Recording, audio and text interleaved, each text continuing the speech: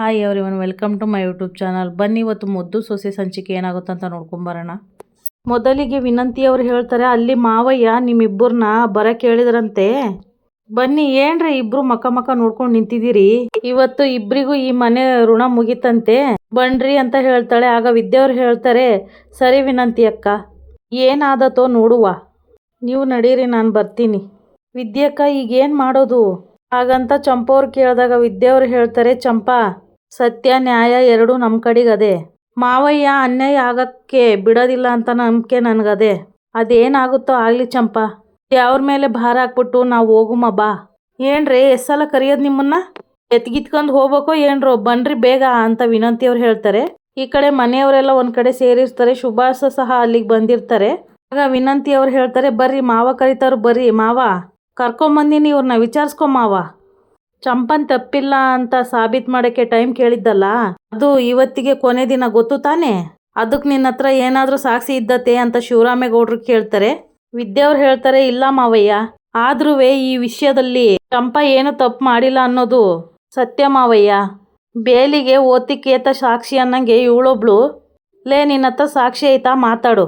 ಇಲ್ವಾ, ಬಾಯಿ ಮುಚ್ಕೊಂಡು ಹೋಯ್ತಾ ಇರು ಅಂತ ಈಶ್ವರಿ ಅವ್ರು ಹೇಳ್ತಾರೆ. ಅಣ್ಣ, ಈಗ ನೀನೇನು ಮಾತಾಡಬೇಕು ನೀನೇ ಮಾತಾಡಿ, ಪಾಪ ನಮ್ಮ ಸುಭಾಷನ್ಗೆ ನ್ಯಾಯ ಕೊಡಿಸು. ಹಾಗಂತ ಸಾವಿತ್ರಿ ಅವ್ರು ಹೇಳಿದಾಗ ಶಿವರಾಮೇಗೌಡರು ಹೇಳ್ತಾರೆ, ನ್ಯಾಯ ಅಂದ್ಮ್ಯಾಕೆ ಎಲ್ರಿಗೂ ಒಂದೇಯ. ಆವತ್ತು ಧರ್ಮ ಕರ್ಮ ಯೋಚನೆ ಮಾಡಿ ಒಂದು ಹೆಣ್ಣಿನ ಮೇಲೆ ಕಳಂಕ ಓರಿಸ್ಬಾರ್ದಂತ ಟೈಮ್ ಕೊಟ್ಟಿವ್ನಿ. ಆಗ ವಿದ್ಯೆ ಅವ್ರು ಹೇಳ್ತಾರೆ, ಗೊತ್ತು ಮಾವಯ್ಯ, ಆದರೆ ಒಂದೇ ಒಂದು ಕಿತ, ಚಂಪುನ್ ಬಗ್ಗೆನೂ ಯೋಚನೆ ಮಾಡಿ ಸತ್ಯನ ನಿರೂಪಿಸೋಕೆ ಅಂತರಂಗದ ರಿಕ್ಷಾ ಸಾಕಾಗಕ್ಕಿಲ್ಲ, ಅದನ್ನು ನಿರೂಪಿಸೋಕೆ ಹೊರಗಿನ ಸಾಕ್ಷಿ ಕೂಡ ಬೇಕು ಅಂತ ಈಶ್ವರಿ ಅವರು ಹೇಳ್ತಾರೆ. ಈ ಕಡೆ ನೋಡ್ರಿ ಶಿವರಾಮೇಗೌಡರು ಹೇಳ್ತಾರೆ, ಕೊಟ್ಟು ಗಡುವು ಮುಗ್ದಿದೆ, ಅದರಲ್ಲೂ ನಿಮ್ಮಿಂದ ನಿರಪರಾಧಿ ಅಂತ ಸಾಬೀತು ಮಾಡೋಕ್ಕಾಗಲಿಲ್ಲ ಅಂದ್ಮೇಕೆ ಸುಭಾಷ ಹೇಳಿದ್ರಲ್ಲಿ ಯಾವುದೇ ಸುಳ್ಳಿಲ್ಲ ಅಂತ ನಾವು ನಂಬೇಕಾಯ್ತದೆ. ಅದರಿಂದ ಅವತ್ತೇ ತೀರ್ಮಾನ ಆದಂಗೆ ಅಟ್ಟಿಗೂ ನಿನಗೂ ಅಂತ ಶಿವರಾಮೇಗೌಡರು ಹೇಳುವಷ್ಟರಲ್ಲಿ ವಿಶ್ವನ್ನ ಭದ್ರ ಹೊಡ್ಕೊಂಡು ಅಲ್ಲಿಂದ ಕರ್ಕೊಂಡ್ಬಂದಿರ್ತಾನೆ. ಭದ್ರ ಅವರು ವಿಶ್ವನ ಕೆಳಗಡೆ ತಳ್ಳಿಬಿಡ್ತಾರೆ. ಕೆಳಗೆ ಬಿದ್ದಿದ್ದನ್ನು ನೋಡಿ ಈಶ್ವರಿ ಹಾಗೆ ಸುಭಾಷ ಶಾಕ್ ಆಗಿಬಿಡ್ತಾರೆ. ವಿಶ್ವ ಕೆಳಗೆ ಬೀಳ್ತಿದ್ದ ಹಾಗೆ ಅವನನ್ನು ನೋಡಿ ನೆನ್ಪು ಮಾಡ್ಕೊತಾಳೆ ವಿದ್ಯಾ ಅವರು. ಚಂಪಾ, ಅವ್ರು ನಿನ್ನನ್ನು ಬಾ ಅಂತ ಕರೀದೇ ಇರ್ಬೋದು, ಆದರೆ ಅವನು ಎಲ್ಲಿದ್ದಾನೆ ಅಂತ ಅವನು ನಮಗೆ ಸುಳಿವು ಕೊಟ್ಟಿದ್ದಾನೆ. ನಾನು ನಿನ್ನ ಫೋನ್ ಇಸ್ಕೊಂಡಿದ್ದು ವಿಡಿಯೋ ಸ್ಕ್ರೀನ್ ರೆಕಾರ್ಡ್ನ ಆನ್ ಮಾಡೋದಕ್ಕೆ, ಕೊಡು ಫೋನ್ನ. ವಿದ್ಯಾ ಅವರು ಆ ಫೋನ್ನ ಚೆಕ್ ಮಾಡ್ತಿದ್ದ ಹಾಗೆ ಅವನು ಎಲ್ಲಿ ಕೂತಿದ್ದಾನ ಅನ್ನೋದು ಅವಳಿಗೆ ಗೊತ್ತಾಗುತ್ತೆ. ಚಂಪಾ, ಇಲ್ಲಿ ನೋಡು, ಅವನಿಂದೆ ಏನದೆ ಅಂತವ, ಒಂದು ಸಾಕು ಅವನು ಎಲ್ಲಿದ್ದಾನಂತ ತಿಳ್ಕೊಳಕ್ಕೆ. ಅಷ್ಟರಲ್ಲಿ ವಿದ್ಯಾ ಅವರು ಭದ್ರನ್ಗೆ ಕಾಲ್ ಮಾಡಿ ಹೇಳ್ತಾರೆ, ನೋಡ್ರೆ ಆ ವಿಶ್ವ ಬಾರಲ್ಲಿ ಕೂತ್ಕೊಂಡು ವಿಡಿಯೋ ಕಾಲ್ ರಿಸೀವ್ ಮಾಡಿರೋದನ್ನ ಸ್ಕ್ರೀನ್ ರೆಕಾರ್ಡ್ ಮಾಡೀವ್ನಿ. ಅವನು ಕೂತಿರೋ ಜಾಗದ ಹಿಂದೆ ಬಾರ್ ಹೆಸರು ಮತ್ತೆ ಫೋನ್ ನಂಬರ್ ಕಾಣಿಸ್ತಾ ಇದೆ. ಹೋಗ್ರಿ ಗೌಡ್ರೆ ಅಲ್ಲಿಗೆ ಅಂತ ಹೇಳಿ ಫೋನ್ನ ಕಟ್ ಮಾಡ್ತಾರೆ. ಅಷ್ಟರಲ್ಲಿ ವಿಶ್ವನ್ನ ತೋರಿಸ್ತಾರೆ. ಅಂಥವನ್ನೇ ಆಟ ಆಡೋಕೆ ಬಂದ್ರು, ಅದಕ್ಕೆ ಸರಿಯಾಗಿ ಚಳ್ಳಣ್ಣು ತಿನ್ಸಿದ್ದೀನಿ. ಅಷ್ಟರಲ್ಲಿ ಭದ್ರ ಅಲ್ಲಿಗೆ ಬರ್ತಾರೆ. ಭದ್ರನನ್ನ ನೋಡಿ ವಿಶ್ವಗೆ ಗಾಬರಿಯಾಗಿ ಅಲ್ಲಿಂದ ತಪ್ಸ್ಕೊಳ್ಳೋಕೆ ಅಂತ ನೋಡಿದಾಗ ಇನ್ನೊಂದು ಕಡೆಯಿಂದ ಕ್ವಾಟ್ಲೆ ಅಟ್ಯಾಕ್ ಮಾಡ್ತಾರೆ. ಭದ್ರ ಅವ್ರು ಹೇಳ್ತಾರೆ, ಸೂಪರ್ ಕಾಣ್ಲಾ ನೀನು, ಅದು ಗೌಡ್ರಿ ಅಂತ ವಿಶ್ವ ತಪ್ಪಿಸ್ಕೊಳ್ಬೇಕಾದ್ರೆ ಕ್ವಾಟ್ಲೆ, ಮಗನೇ ನನ್ನ ಮಾತ್ರನೇ ತಪ್ಪಿಸ್ಕೊಳಕ್ ನೋಡ್ತೀಯಾ ಅಂತ ಒಂದೆರಡೇಟ್ ಹಾಕ್ತಾರೆ. ವಿಶ್ವನನ್ನ ನೋಡಿ ಶಿವರಾಮೇಗೌಡರು ಕೇಳ್ತಾರೆ, ಭದ್ರ ಯಾರ್ಲ ಇವನು ಯಾಕ್ಲ ಕರ್ಕೊಂಬಂದಿದ್ದೀ? ಆಗ ಭದ್ರ ಅವ್ರು ಹೇಳ್ತಾರೆ, ಇವನು ಬೇರೆ ಯಾರು ಅಲ್ಲ ಅಪ್ಪಯ್ಯ, ಸುಭಾಷ ಚಂಪಾ ಯಾರ ಜೊತೆಗೆ ಸಂಬಂಧ ಮಡಿಕೊಂಡಿದ್ಲು ಅಂತ ಹೇಳಿದ್ನೋ ನನ್ನ ಫ್ರೆಂಡ್ ಇವನಿಯ ವಿಶ್ವ ಅಂತ. ಅಪ್ಪಯ್ಯ, ಇವನ ನಿಮ್ಮ ಮುಂದ್ಗುಟ್ಟೆ ನಿಲ್ಸ್ಬೇಕಂತಾನೆಯ ವಿದ್ಯಾ 1 ವಾರ ಟೈಮ್ ತಗೊಂಡಿದ್ದು.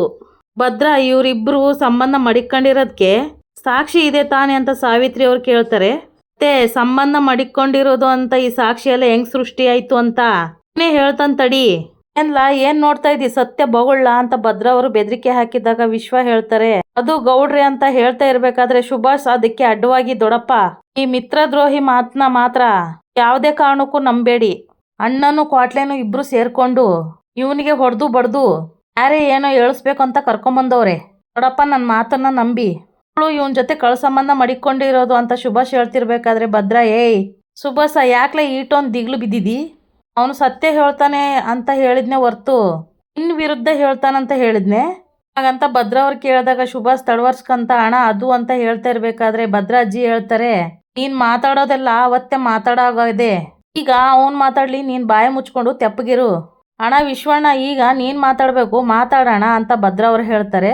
ವಿಶ್ವ ಅವರು ಸುಭಾಷ್ ಮುಖ ನೋಡ್ತಾ ಇರಬೇಕಾದ್ರೆ ಸುಭಾಷ್ ಬೇಡ ಹೇಳಬೇಡ ಅಂತ ಸನ್ನೆಯಲ್ಲಿ ಹೇಳ್ತಾ ಇರ್ತಾರೆ. ಅಷ್ಟರಲ್ಲಿ ಭದ್ರ ಅವರು ಹೇಳ್ತಾರೆ, ಅವನ ಮುಖ ಏನಣ್ಣ ನೋಡ್ತಾ ಇದೀಯ ನೀನು ಮಾತಾಡೋಣ ಅಂತ ಭದ್ರ ಅವರು ಹೇಳ್ತಾರೆ. ಗೌಡ್ರೆ, ನನ್ನ ಹೆಸರು ವಿಶ್ವ ಅಂತ. ಶಿವರಾಮೇಗೌಡರಿಗೆ ಕೋಪ ಬಂದು ಹೇಳ್ತಾರೆ, ನೀನು ಕಂತೆ ಪುರಾಣ ಕೇಳೋಕ್ಕಿಲ್ಲಿ ಟೈಮ್ ಇಲ್ಲ, ಅದೇನು ಸತ್ಯ ಬೊಗೊಳ್ಳ ಅಂತ ಹೇಳ್ತಾರೆ. ಈ ಹುಡುಗಿಗೂ ನನಗೂ ಯಾವ ಸಂಬಂಧನೂ ಇಲ್ಲ ಗೌಡ್ರೆ. ಆಮೇಲೆ ಇವ್ರ ಫೋನಿಂದ ನನಗೆ ಮೆಸೇಜ್ ಮಾಡಿದ್ದು. ವಿಶ್ವ ಎಲ್ಲ ಎಕ್ಸ್ಪ್ಲೇನ್ ಮಾಡಿ ಶಿವರಾಮೇಗೌಡರಿಗೆ ಹೇಳ್ತಾ ಇರಬೇಕಾದ್ರೆ ಸುಭಾಷ್ ಹೇಳ್ತಾನೆ, ದೊಡ್ಡಪ್ಪ ಇವರೆಲ್ಲ ಸೇರ್ಕೊಂಡು ಈ ಚಂಪನ ಉಳಿಸೋದಕ್ಕೋಸ್ಕರ ಏನೋ ಪ್ಲಾನ್ ಮಾಡಿ ನನ್ನನ್ನು ತಪ್ಪಿಸ್ತಾಗಿ ಮಾಡ್ತಾ ಇದ್ದಾರೆ, ನನ್ನನ್ನು ನಂಬು ದೊಡ್ಡಪ್ಪ ಅಂತ ಹೇಳ್ತಾರೆ ಸುಭಾಷ್. ಈಟೆಲ್ಲ ಹೇಳ್ತಾರಲ್ಲ, ಇದಕ್ಕೆಲ್ಲ ಸಾಕ್ಷಿ ಏನದೆ ಕೇಳಿ ಅಂತ ಸುಭಾಷ್ ಹೇಳ್ತಾರೆ. ಗೌಡ್ರೆ, ಸುಭಾಷ್ ಮಾಡಿಸಿಲ್ಲ ಅಂದರೆ ದಿನಕ್ಕೆ 10 ಸಲ ನನಗೆ ಯಾಕೆ ಫೋನ್ ಮಾಡ್ತಿದ್ದ ಕೇಳಿ, ನನಗೆ ಆನ್ಲೈನಲ್ಲಿ ಪೇಮೆಂಟ್ ಯಾಕೆ ಮಾಡಿದಾನೆ ಕೇಳಿ ಗೌಡ್ರೆ. ವಿಶ್ವ ಫೋನ್ನ ಗೋವಿಂದ ಗೌಡ್ರಿಗೆ ಕೊಟ್ಟಾಗ ಅದನ್ನು ಚೆಕ್ ಮಾಡಿ ಗೋವಿಂದ ಗೌಡ್ರಿಗೆ ಕೋಪ ಬರುತ್ತೆ. ಅಣ್ಣ, ಆನ್ಲೈನ್ ಪೇಮೆಂಟ್ ಆಗಿರೋದು ನಿಜ ಕಣಣ್ಣ. ಮನೆ ಹಾಳ, ನಿನಗೆ ಜನ್ಮ ಕೊಟ್ಟ ತಪ್ಪಿಗೆ ನಾನು ಇನ್ನೂ ಎಷ್ಟು ಅನ್ಭವಿಸ್ಬೇಕಲ್ಲ ಅಂತ ಅವನಿಗೆ ಹೊಡಿತಾರೆ ಸುಭಾಷನ್ಗೆ. ಬಿಡ್ರಿ, ಅವನ್ನೇನು ಸಾಯಿಸ್ಬೇಕಂತ ಇದ್ದೀರಾ ಬಿಡ್ರಿ ಅಂತ ಈಶ್ವರಿ ಅವರು ಹೇಳಿದಾಗ ಗೋವಿಂದ ಗೌಡ್ರಿಗೆ ಕೋಪ ಬರುತ್ತೆ.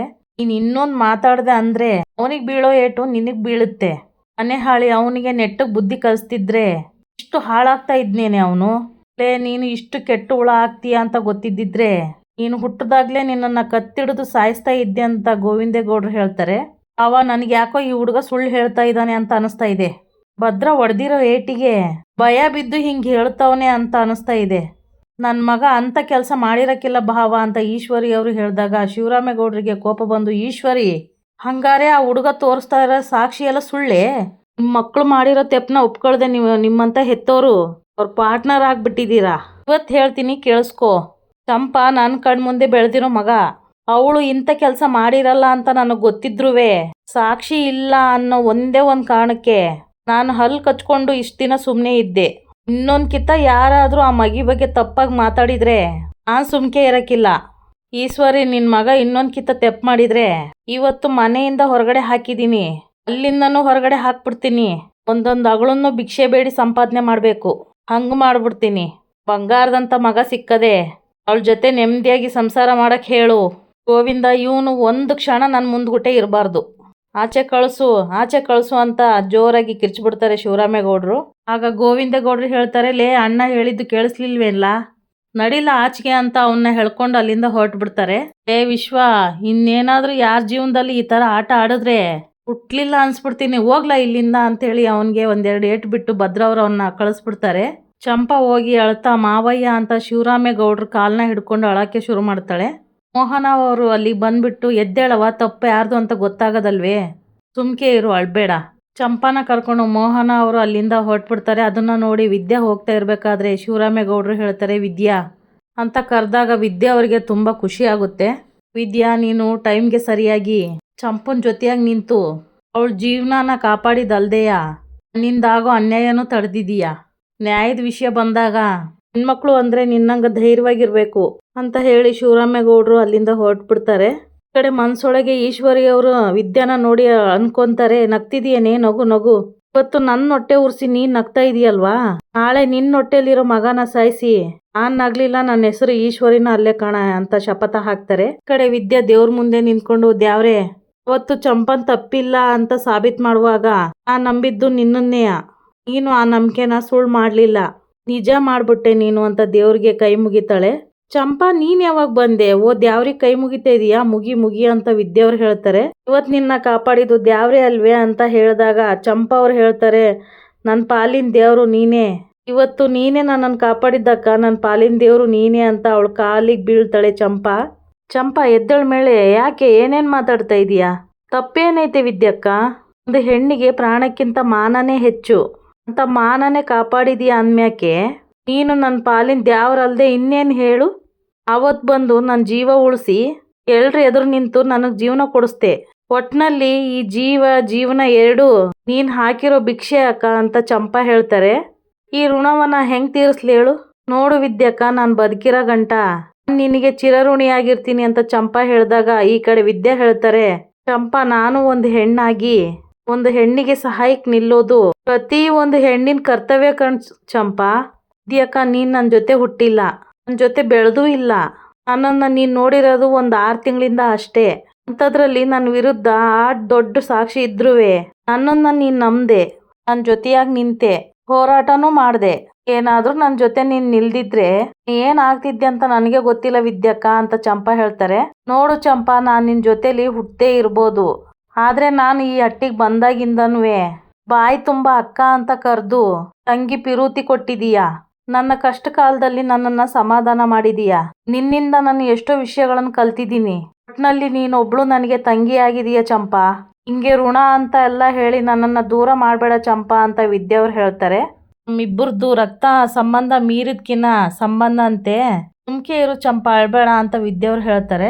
ಇನ್ನೊಂದು ಕಡೆ ಸುಭಾಷ, ಚಿತ್ರ ಹಾಗೆ ಈಶ್ವರಿನ ತೋರಿಸ್ತಾರೆ. ಈಶ್ವರಿ ಅವರು ಹೇಳ್ತಾರೆ, ಈ ವಿಷಯದಲ್ಲಿ ತುಂಬ ಹುಷಾರಾಗಿರು ಅಂತ ಆಟೋನ್ ಬಡ್ಕಣ್ಣಲ್ಲೋ. ನಾನು ನೋಡ್ಕೊಂತೀನಿ ಕಣವ, ನೀನೇನು ಯೋಚನೆ ಮಾಡಬೇಡ. ನನಗೆ ದಾರಿ ತಪ್ಪಿಸ್ಬಿಟ್ಟಲ್ಲ ನೀನು. ನಿನಗೇಟ್ಲ ಹೊಡೆಯೋದು? ನಿನಗೆ ಹೊಡೆದ್ರೆ ನನಗೆ ನೋವು ಆಯ್ತದೆ ಕಣ್ಲ. ಹೋಗಿ ಹೋಗಿ ನಾನು ನಿನ್ನನ್ನು ನಂಬಿದ್ನಲ್ಲ ಸುಭಾಷ, ನಾನು ಎಕ್ಕಡ ತೊಗೊಂಡು ನಾನು ಹುಡ್ಕೋಬೇಕು. ಆಗ ಸುಭಾಷ್ ಹೇಳ್ತಾರೆ, ಯಾರ ಕಣ್ಣಿಗೂ ಕಾಣಿಸ್ಬೇಡ, ಆಮ್ಯಾಕೆ ನಿನಗೆ ದುಡ್ಡು ಕೊಡ್ತೀನಿ. ಗಿಣಿಗೆ ಹೇಳ್ದಂಗೆ ಹೇಳಿದ್ದೆ, ಆದರೆ ಆ ಬಡ್ಡಿ ಹೈದ ಹಿಡಿಯೋದಕ್ಕೆ ಹೋಗ್ಬಿಟ್ರೆ ನಾನೇನಮ್ಮ ಮಾಡಲಿ? ಹೌದಾ, ಒಂದು ಕೆಲಸ ಮಾಡ್ಲಾ, ಹೋಗಿ ಎಲ್ಲಾರ ಮಣ್ಣು ತಿನ್ಬಿಡು. ನಾನು ಮುಂದೆ ನಿಂತ್ಕೊಂಡು ಹಿಂಗೆಲ್ಲ ಮಾತಾಡ್ತಾ ಇದೀಯಲ್ಲ, ನಾಚಿಕೆ ಆಗಕ್ಕಿಲ್ವ ನಿನಗೆ? ನಾಚಿಕೆ ನಿನಗೆ ಹೆಂಗ್ಲ ಆದತ್ತು? ಅವಳು ಮುಂದೆ ಸವಾಲು ಹಾಕಿದ್ದು ನಾನು ತಾನೇ ಕತ್ತು ಬಗ್ಸಿ ನಿಂತ್ಕೊಂಡೆ ಅವಳ ಮುಂದೆ. ನಾಚಿಕೆ ಆಗಬೇಕಾಗಿರೋದು ನನಗೆ. ನಿನ್ನಂಥವ್ನ ನಂಬ್ಕೊಂಡ್ರೆ ಯಾವ ಕೆಲಸನೂ ಆಗಕ್ಕಿಲ್ಲ ಕಣ್ಲ, ನನಗೆ ಕನ್ಫರ್ಮ್ ಆಗ್ಬಿಡ್ತು ಬಿಡು. ಚಿತ್ರ ಅವ್ರು ಹೇಳ್ತಾರೆ, ಅವ್ವ ಆ ಚಂಪಾ ತೆಪ್ಪ ಮಾಡವಳೆ ಅಂತ ನಿರೂಪಿಸೋಕೆ ಬೇಕಾಗಿರೋ ಸಾಕ್ಷಿನೇ ಅಲ್ಲವ ಇವನೇ ಅಲ್ಲವ ತಂದೋನು. ಆ ಮನೆಯಾಳ ಕೆಲಸ ಇವನ್ ಮಾಡಿದ್ದಕ್ಕೇನೆಯ ಇವನ್ ಗೆಲ್ಲಿಲ್ಲ. ಇವನ್ ತಲೆ ಮ್ಯಾಕೆ ಇವನೇ ಚಪ್ಪಡಿ ಕಲ್ಲು ಎಳ್ಕೊಂಡ, ಸಿಂಪತಿ ಹುಟ್ಟಂಗೆ ಮಾಡ್ದ. ಈ ನನ್ನ ಮಗನ ಬೇಜವಾಬ್ದಾರಿಯಿಂದ ಎಲ್ಲರ ಮುಂದ್ಬಿಟ್ಟು ಇವ್ರಪ್ಪ ನನ್ನ ಕ್ಯಾಕರಿಸಿ ಮಕ್ಕಕ್ಕೆ ಉಗಿಯಂಗೆ ಮಾಡ್ದ ಅಂತ ಈಶ್ವರಿ ಅವರು ಹೇಳಿದಾಗ ಚಿತ್ರ ಅವ್ರು ಹೇಳ್ತಾರೆ, ಈ ಕತ್ತ ಆ 3 ಅಡಿ ಏನು ಮಾಡೋಕ್ಕಾಗಕ್ಕಿಲ್ಲ ಅಂತ ಅನ್ಕೊಂಡಿದ್ದೆ, ಆದರೆ ಕೊನೆಗೆ ಅವಳೇ ಗೆದ್ಬಿಟ್ಲು. ನನ್ನ ಸೋಲಿಸ್ಬಿಟ್ಲು ಚಿತ್ರ, ನನ್ನನ್ನು ಸೋಲಿಸ್ಬಿಟ್ಲು.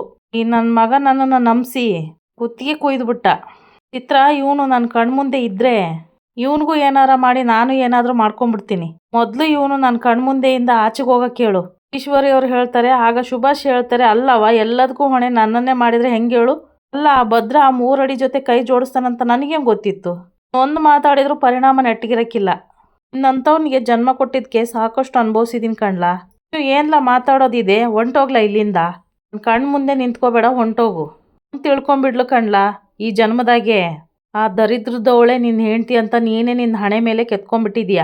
ಅದನ್ನು ನನ್ನ ಕೈಲಿ ಬದಲಾಯಿಸೋಕ್ಕಾಗಕ್ಕಿಲ್ಲ. ಹೋಗ್ಲಾ, ಹಾಳಾದ ಜೊತೆ ಸಂಸಾರ ಮಾಡು ಹೋಗು. ನೋಡಿದೆ ಚಿತ್ರ ಹೇಳ್ತಿದ್ದಂಗೆ ಹೆಂಗೆ ಹೊಂಟೋದ.